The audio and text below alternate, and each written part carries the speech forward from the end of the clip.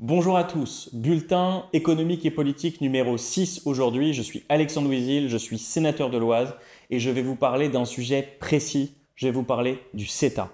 Le CETA, c'est, vous savez, le traité de libre-échange entre le Canada et les pays de l'Union européenne. Et ce CETA, il a une actualité en France, évidemment très récente. C'est le fait que le 21 mars, au Sénat, nous avons, nous sénateurs, rejeté en bloc le CETA. Alors l'ambiance, elle était tendue avec le gouvernement, elle était chaud bouillante même dans l'hémicycle. Écoutez un peu, c'est mon intervention lors des débats parce qu'évidemment, j'étais présent. Alexandre Louisil, vous avez la parole, mon cher collègue. Merci, Monsieur le Président, Monsieur le Ministre. Moi, ce que je ne comprends pas, c'est que ce qui devrait quand même nous rassembler à minima, c'est le fait que l'État ne peut pas renoncer à ses tribunaux, l'État ne peut pas renoncer à ses juges, l'État ne peut pas renoncer au fait que l'autorité judiciaire dépend du giron public. Avec l'organisme de règlement des différends, nous renonçons à ça. Et j'ajoute un point. Les investisseurs européens, ils continuent, eux, à relever des tribunaux français. Et donc vous instituez une forme de discrimination à rebours vis-à-vis des propres acteurs européens. Donc c'est inacceptable. Premier point. Deuxième point, on entend des discours très solennels sur l'intérêt supérieur de la nation. On peut arrêter la blague 2 minutes. Plus 0,01% de croissance dans l'UE projetée à horizon 2035 avec la déstructuration des filières que tous les collègues ont très bien même décrite. Donc arrêtez les grands discours sur ce qui est en train de se passer. Et puis dernier point, j'entendais quand même l'argument sur le Rassemblement national. C'est justement parce que nous n'avons jamais réécrit la grammaire de la mondialisation, parce que justement, nous n'avons jamais été dire que les questions sanitaires, que les questions environnementales surplombaient les questions commerciales, que tout n'était pas soumis à l'intérêt commercial, que nous en sommes au point où nous en sommes. Donc arrêtez de nous renvoyer le Rassemblement national. Au contraire, nous essayons d'y échapper par tous les moyens. Avant de rentrer dans le détail, comme je l'ai fait dans l'intervention, sur pourquoi le CETA est un mauvais traité, il faut quand même que je revienne sur l'histoire de ce traité, sur ce qui s'est passé, parce que je pense qu'il y a beaucoup à en dire. D'abord, c'est un traité qui a été adopté au niveau européen en 2017. Et en 2017, qu'est-ce qui s'est passé? Il est rentré, comme on dit dans la terminologie de l'Union européenne, il est rentré provisoirement en vigueur.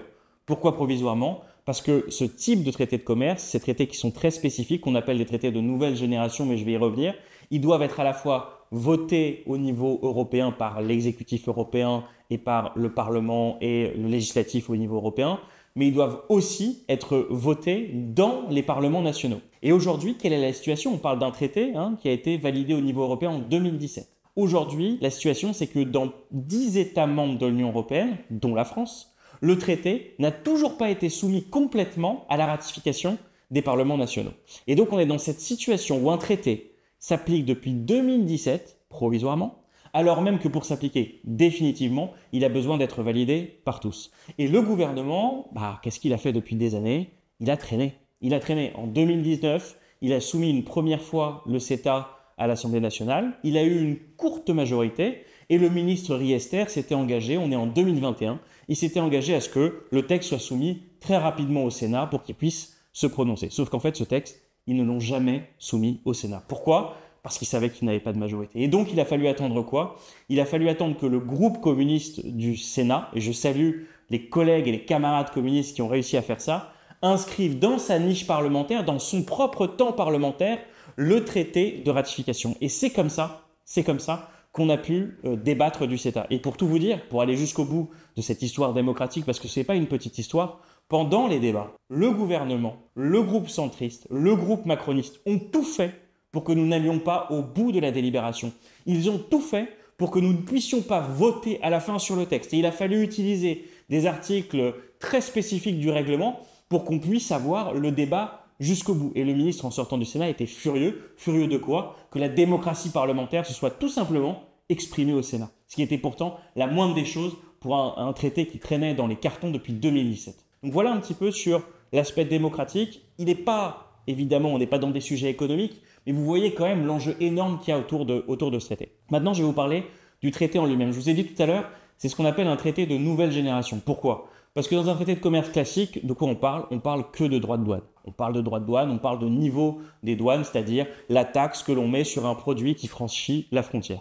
Donc dans le CETA, on parle de droits de douane, mais on ne parle pas seulement de droits de douane. On parle aussi de normes, on parle aussi de marché public et on parle aussi d'investissements étrangers, c'est-à-dire les investissements transfrontaliers qui ont lieu entre deux zones économiques. Alors je vous raconte un peu ce qu'il y a dans le traité pour que vous puissiez juger par vous-même. D'abord sur les droits de douane. Sur 98% des produits, les droits de douane sont ramenés à 0. Sur les produits agricoles, qui sont souvent des produits extrêmement spécifiques dans le commerce mondial, sur 90% des produits, les droits de douane sont là aussi ramenés à 0, annulés. Et il reste quelques exceptions où il y a des quotas qui existent. C'est sur les produits laitiers, c'est sur le bœuf et c'est sur les volailles. Je reviendrai sur ces produits-là parce qu'ils sont spécifiques, il y a des choses à en dire. Donc ça, c'est sur les droits de douane ce qui se passe. Ensuite, sur les normes, ce que propose le traité, et c'est ça qu'on appelle nouvelle génération, c'est en fait une reconnaissance mutuelle des normes. Ça ne veut pas dire qu'on va tous vers un même standard. Non, c'est pas ça que ça veut dire. Ça veut dire je reconnais mutuellement le fait que les normes du Canada, grosso modo, elles équivalent à celles de l'Union européenne et à l'inverse, le Canada reconnaît que grosso modo, les normes dans l'Union équivalent aux siennes. Mais ça veut dire quoi? C'est-à-dire que sur tout un tas de sujets, on n'a pas les mêmes normes, on n'a pas les mêmes niveaux de protection. Et donc le CETA, en effet, exclut, parce qu'il faut être honnête et raconter les choses telles qu'elles se passent, le CETA exclut en effet certaines normes sur certains produits qui ne s'appliquent pas dans l'Union. Par exemple, sur le bœuf aux hormones, sur le bœuf aux hormones, en effet, normalement, quand le Canada commerce avec nous, il a des filières spécifiques sur le bœuf qui n'est pas traité aux hormones parce qu'eux, ils autorisent le bœuf aux hormones, mais que nous, on ne l'autorise pas. Mais ça, c'est l'exception. La règle, c'est qu'on reconnaît mutuellement nos normes sanitaires, environnementales, etc., etc. Ensuite, il y a les marchés publics. Les marchés publics, ça veut dire quoi? Ça veut dire qu'un marché public d'un côté ou de l'autre de l'Atlantique, une entreprise canadienne, au même titre qu'une entreprise européenne, elle peut candidater sur un marché public européen. Et puis le troisième point, c'est les investisseurs étrangers. Là, c'est vraiment un point très spécifique. Le point des investisseurs étrangers, c'est quoi? C'est lorsqu'un investisseur vient sur le territoire européen, bien sûr, il n'est pas discriminé, mais il y a quelque chose de très spécial dans le CETA. Vous l'avez entendu tout à l'heure dans le petit extrait que je vous ai passé. C'est le fait que l'État est appelé à renoncer à ces tribunaux. Pourquoi? Parce que le CETA crée un organisme de règlement des différends, une justice privée pour juger les investisseurs étrangers qui viendraient du Canada. Vous imaginez les choses? Les entreprises européennes sont soumises aux juges nationaux de manière classique. Et les investisseurs canadiens, eux, sont soumis à toute autre chose, ils sont soumis à une justice privée, c'est ce qu'on appelle dans le traité l'organisme de règlement des différends. Ça, c'est totalement inacceptable, totalement farfelu. Bon, voilà un petit peu pour que vous puissiez voir à quoi ressemble ce traité. Maintenant, pourquoi nous, on l'a repoussé avec force et pourquoi il y a eu 211 collègues qui ont voté contre le CETA et seulement 44 qui ont voté pour le CETA. D'abord, un traité de commerce, en général, ce qu'on vous vend, c'est que c'est utile d'un point de vue économique. C'est qu'on va grappiller des points de croissance, que tout ça est très important, qu'on ne se rend pas compte à quel point la croissance mondiale, c'est quelque chose de formidable et à quel point il faut la stimuler grâce au doux commerce. La réalité, c'est que le traité du CETA, c'est pas du tout ça. On a regardé depuis 2017. Depuis 2017, en euros constants, l'augmentation du trafic UE-Canada, c'est plus 0,7%.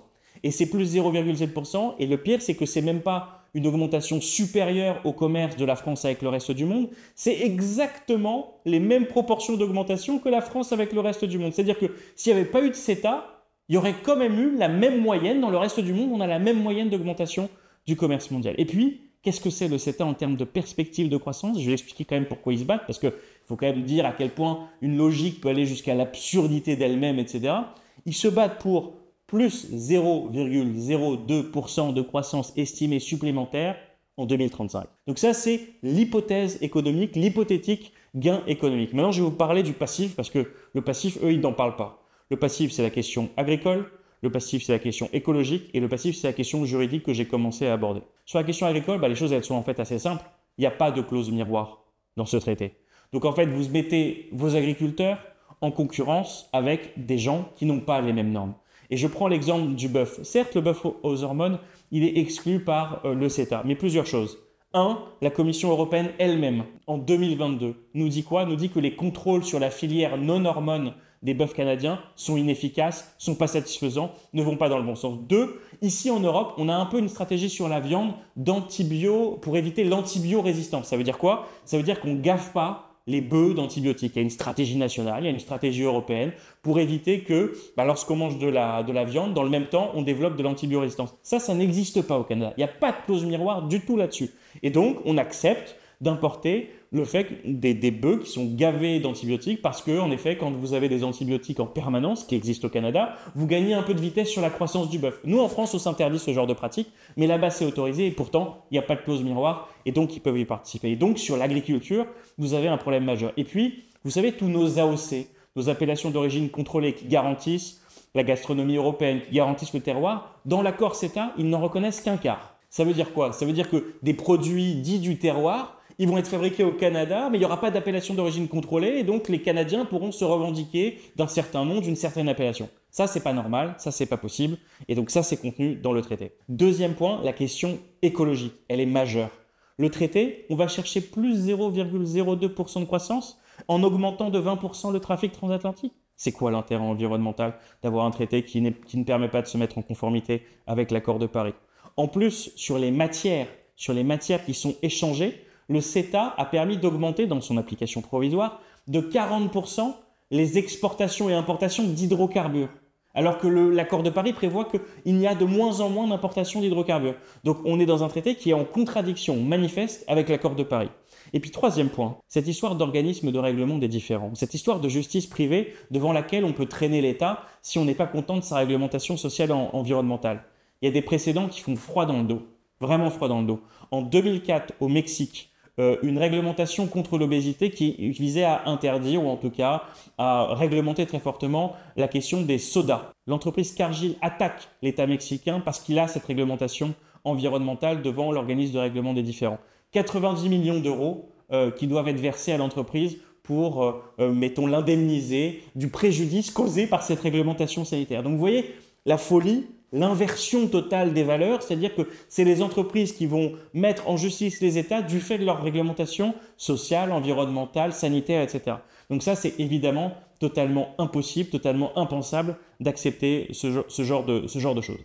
Donc voilà un petit peu les raisons qui nous ont poussés, évidemment, à voter contre ça. J'ai pas envie qu'on s'en tienne à vous dire voilà ce qu'on repousse. J'ai aussi envie qu'on vous dise voilà ce qu'on ferait à leur place. Voilà ce qu'on aimerait mettre en place. Et donc nous, ce qu'on propose, c'est quoi? C'est de changer complètement la grammaire de la mondialisation, en changer le langage. Lorsque un traité comme celui-ci est adopté, ça ne peut plus être simplement un traité de commerce. En fait, ces traités, ce n'est plus des traités de commerce. Il faut que ce soit des traités globaux. Il faut que dans un traité, on aborde toutes les questions. Si on fait du commerce avec vous, comment vous vous comportez fiscalement?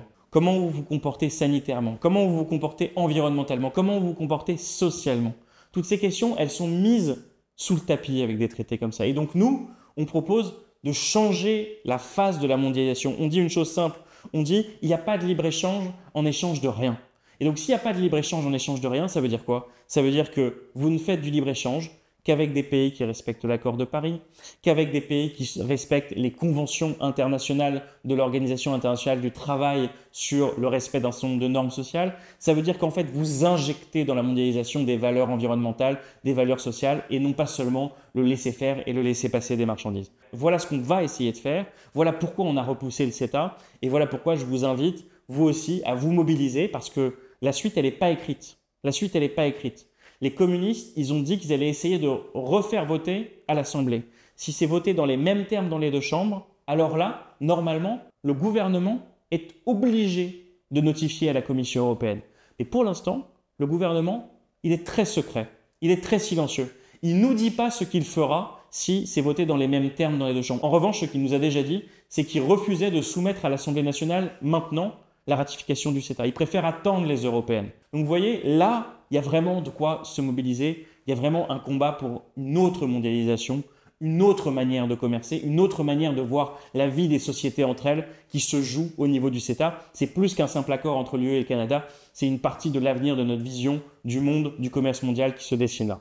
Voilà les amis, ce que je voulais vous dire pour ce 6e bulletin économique et politique. Si vous partagez nos combats, si vous êtes avec nous sur ce qu'on essaye de faire, n'hésitez pas à le dire, à liker, à partager cette vidéo autour de vous pour qu'elle puisse faire le maximum de bruit et qu'on soit le plus nombreux possible à se mobiliser contre cet injuste CETA. À la semaine prochaine, à très bientôt. Et d'ailleurs, la prochaine fois, on aura avec nous un invité pour le bulletin économique et politique, mais je ne vous en dis pas plus. À la semaine prochaine, merci beaucoup.